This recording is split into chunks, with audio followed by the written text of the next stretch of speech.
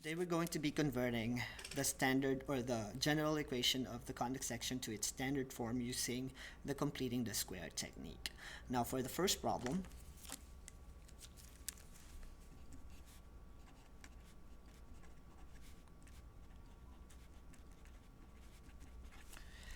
so the first step that we're going to do is to identify the conic section, and this one is easy because we only have one variable with an exponent of 2, so we already know that this is a parabola.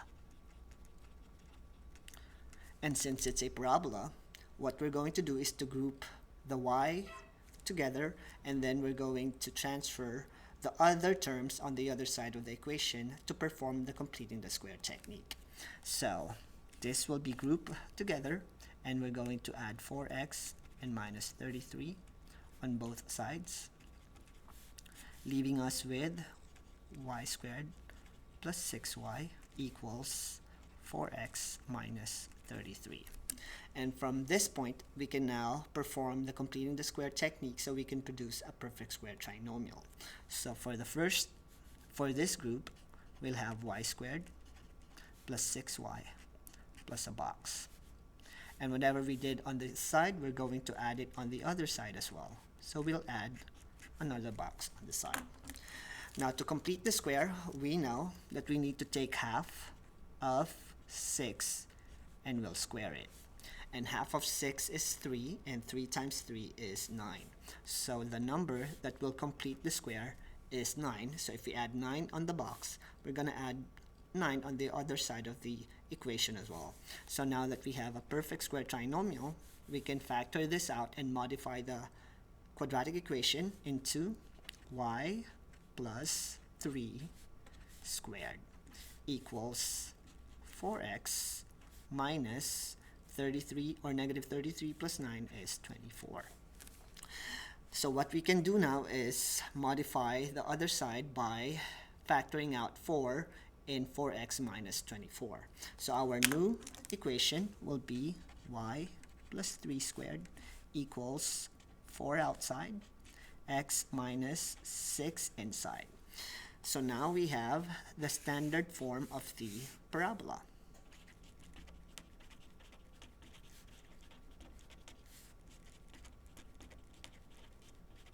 Which opens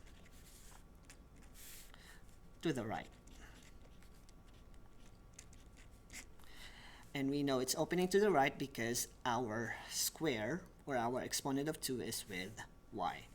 The information that we can generate from this equation is the vertex of the parabola, which will be at 6 and negative 3. So these are some of the things that we can use and answer in working out on the standard equation of a conic section.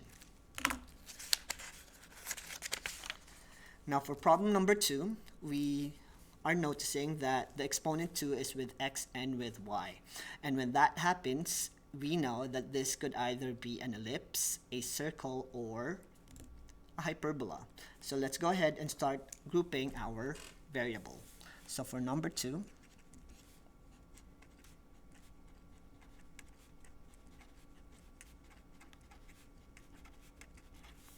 so we're going to be grouping the x's together, the y's, and we'll minus 9 on both sides. So we are now going to have x squared plus 6x plus 4y squared minus 8y equals negative 9. Now, notice that in our two groups, we'll be performing the completing the square technique for the first group and the second group. The problem with the second group is that the leading coefficient, or the leading term, still has 4 in it, so we're going to factor out 4 so we can perform the completing the square method. For number 1, or the first group over here, we don't need to modify it because it already has a leading coefficient of 1. So this will stay as x squared plus 6x, and this will be modified into 4y squared minus 2y equals negative 9. And now we can complete the square for both the x group and the y group. So for the x group, we'll have x squared plus 6x plus a box And for the second group, we'll have 4 times y squared minus 2y plus the box equals negative 9. And since we have a box on the first group, we'll add that number on this group as well.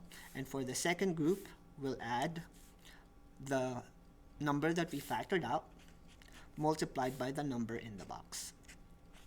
And to fill in the number in the box, for the first group, half of 6 is 3, and 3 squared is 9. So this is simply 9. And on the second group, half of negative 2 is negative 1, and negative 1 squared is 1. So you have 9 on this side, and you'll add 1 on this side as well.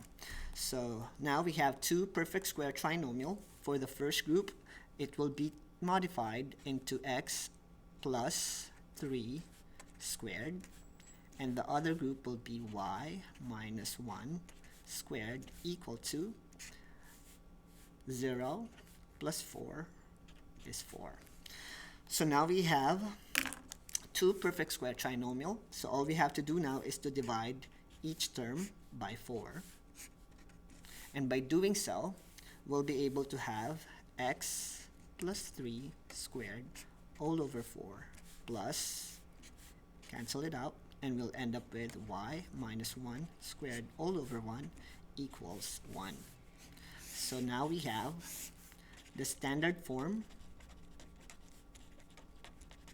of an ellipse. And in this standard form, we can also find the center, which is at negative 3 and positive 1. So this is how we use the completing the square technique in converting the general form of the conic section to its standard form.